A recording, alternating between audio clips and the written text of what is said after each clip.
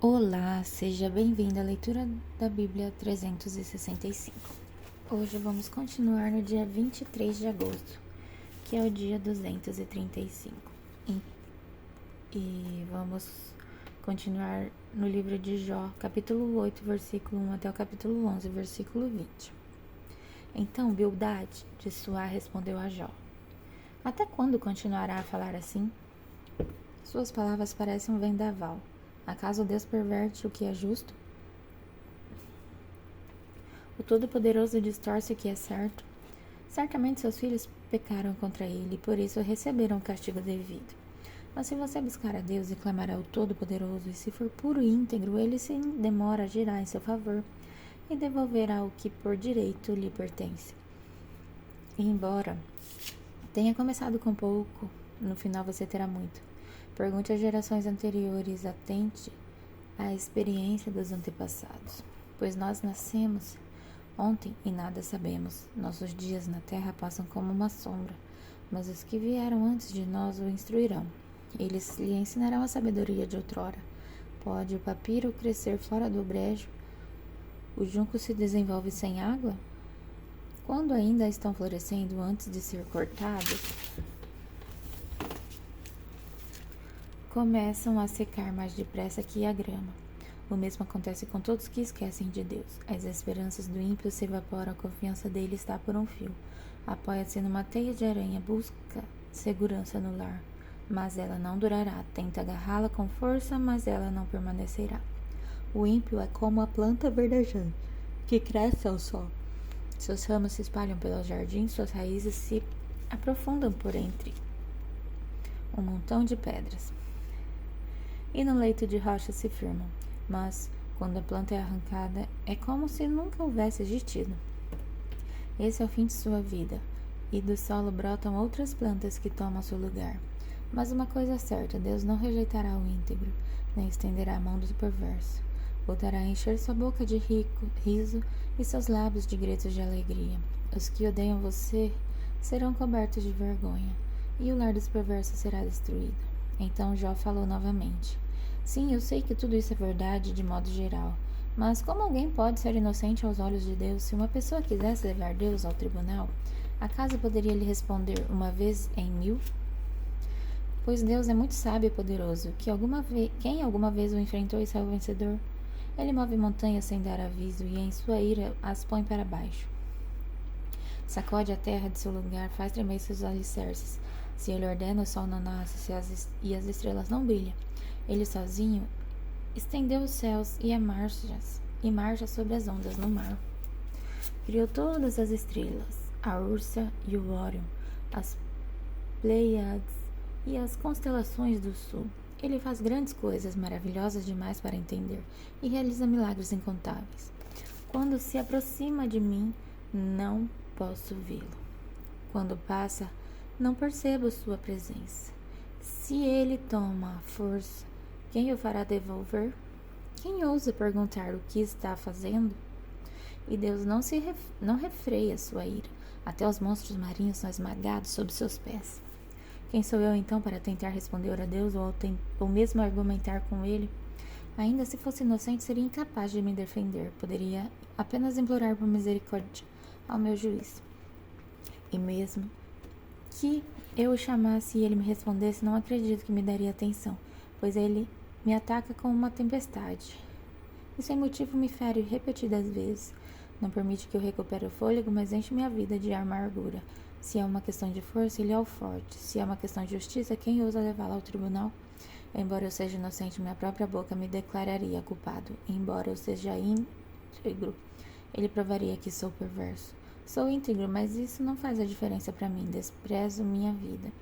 Íntegro ou perverso é tudo a mesma coisa. Por isso digo, ele destrói tanto o íntegro como o perverso. Quando uma praga vem repentinamente, ele ri da morte dos inocentes. A terra está nas mãos dos perversos e ele cega os olhos dos juízes. Se não é Deus a quem faz isso, então quem é? Minha vida corre mais depressa que um atleta, foge sem mais jamais ver alegria. Desaparece com um barco veloz de papiro, como a águia que se lança sobre a presa. Se eu decidisse esquecer minhas queixas, deixar de lado a tristeza e exibir um rosto alegre, ainda assim temeria todos os meus sofrimentos, pois sei, ó Deus, que não me considerarás inocente. Não importa o que aconteça, serei considerado culpado. Então, de que adianta continuar lutando? Mesmo que eu me lave com sabão e limpe as mãos com soda, tu me lançarás num poço de iodo e até minhas roupas terão nojo de mim.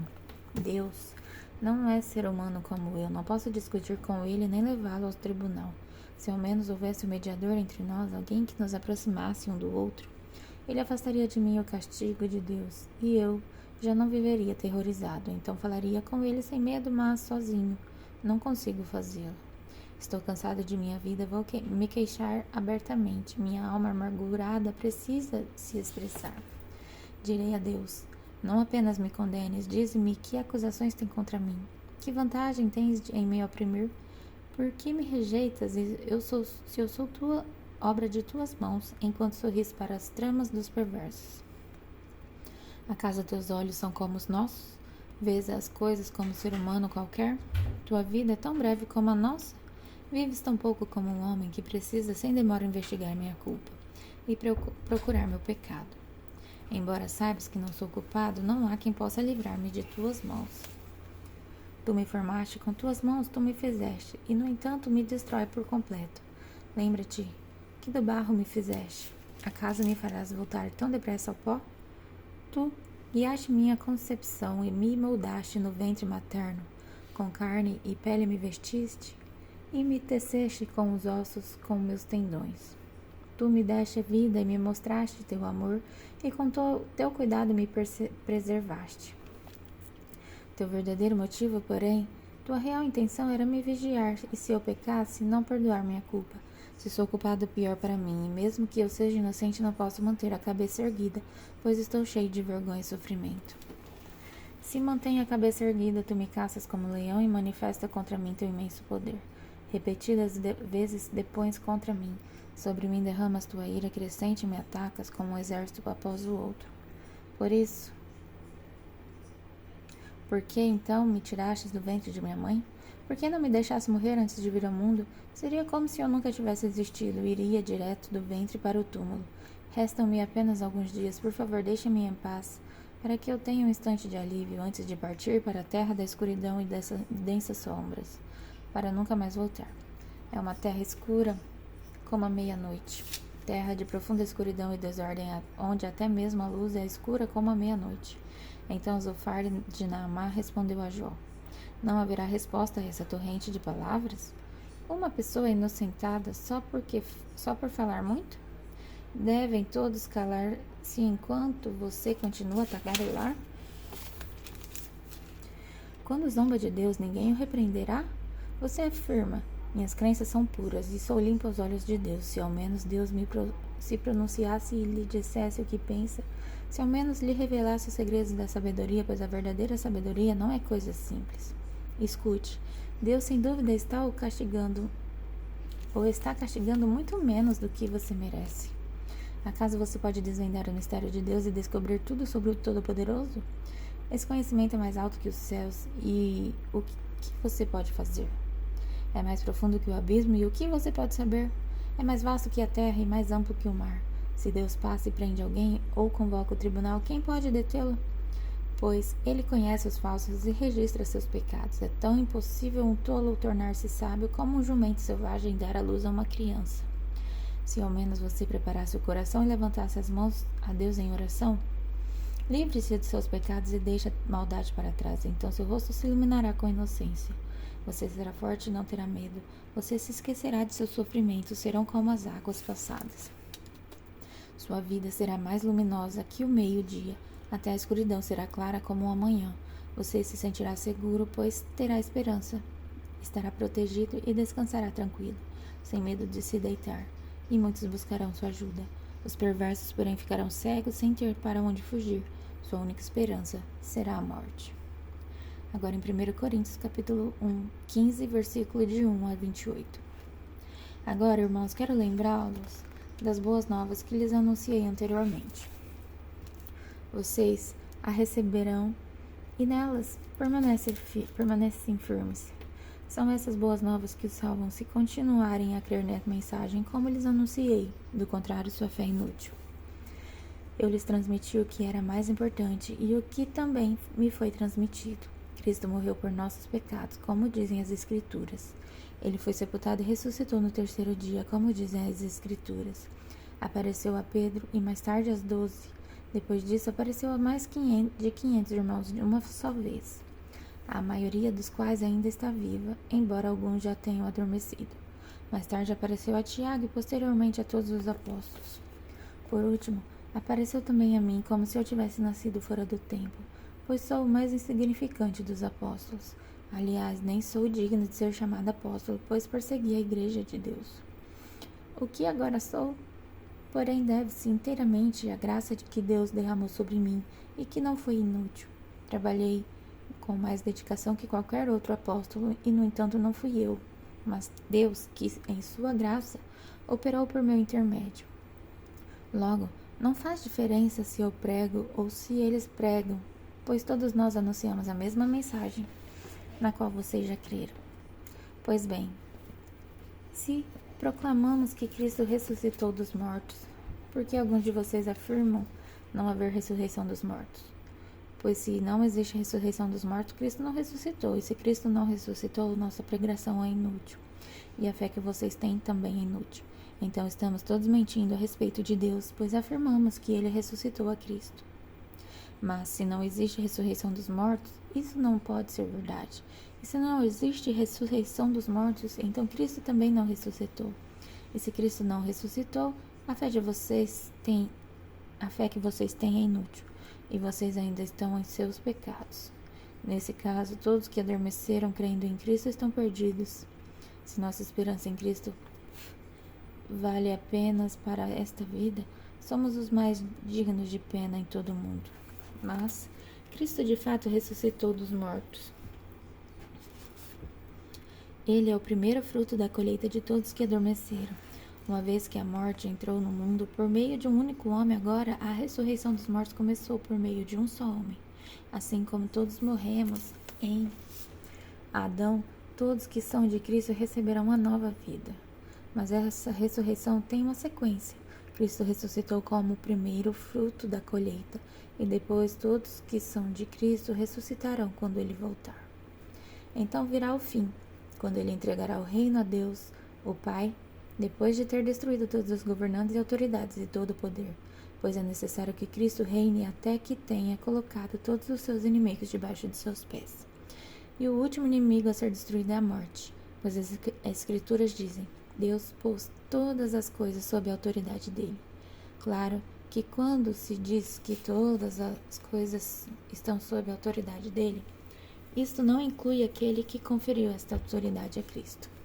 Então, quando todas as coisas estiverem sob a autoridade do Filho, ele se colocará sob a autoridade de Deus, para que Deus, que lhe deu a seu Filho autoridade sobre todas as coisas, seja absolutamente supremo sobre todas as coisas em toda parte. Agora em Salmos capítulo 38, versículo de 1 a 22. É o Salmo de Davi que pede a Deus que se lembre dele. Ó Senhor, não me repreendas em tua ira, nem me disciplines em tua fúria. Tuas flechas se cravam fundo em mim, e o peso de tua mão me esmaga. Por causa de tua ira, todo o meu corpo adoece. Minha saúde está arruinada por causa de meu pecado. Minha culpa me sufoca, é um fardo pesado e insuportável. Minhas feridas infeccionaram e cheiram mal, por causa de minha insensatez. Estou encurvado e atormentado, entristecido, ando o dia todo de um lado para o outro. Meu corpo arde em febre, minha saúde está arruinada. Estou exausto e abatido, meus gemidos vêm de um coração angustiado. Tu conheces meus desejos, Senhor, e ouves cada um de meus suspiros. Meu coração bate depressa, minhas forças se esvaem, e a luz dos meus olhos se apaga. Amigos e conhecidos se afastam de mim por causa da minha doença, e até minha família se mantém distante. Meus inimigos preparam armadilhas para me matar. Os que desejam meu mal tramam para me arruinar, e passam o dia planejando sua traição. Eu, porém, me faço de surdo para suas ameaças, como um mudo permaneço calado diante deles. Escolhi nada a ouvir e nada a responder. pois espero por ti, ó Senhor. Responde por mim, Senhor meu Deus. Orei. Não deixes que meus inimigos zombem de mim, nem que se divirtam com minha queda. Estou à beira de um colapso. Enfrento dor constante, confesso, porém, minha culpa. Sinto profundo lamento do que eu fiz. Meus inimigos são muito e fortes. Eles me odeiam sem razão, pagam o bem com o mal e opõem-se a mim porque procuro o bem.